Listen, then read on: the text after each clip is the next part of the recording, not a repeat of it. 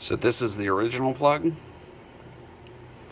See, with the test and reset buttons and everything, it was just not built very well. Also, there's this weird black branch split off connection that's exposed wire. I'm pretty sure that's against the law, but whatever, because I cut this off and I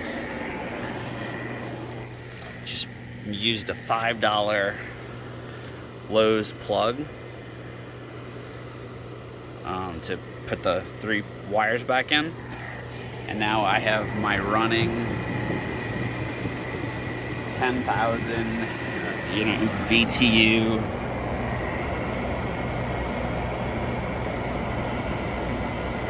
$12,000 BTU, almost 1 ton, 1,600, and so this is, or 16,000, this is 12,000, and it is blasting nice cold air, everything, all the buttons work, energy saver mode. I could change the temperature to whatever set point I want, and it is blasting nice and good.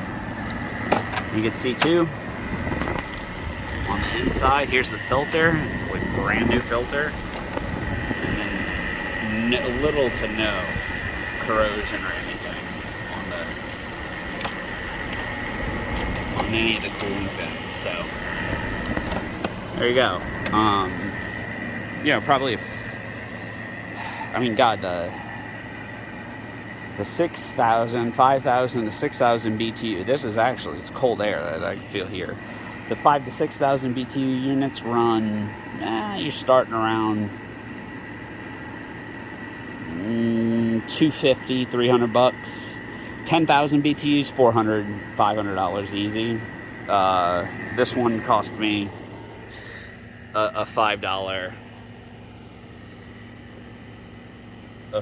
switch. I think $5.87. So gotta keep your eye out for stuff like this. All right.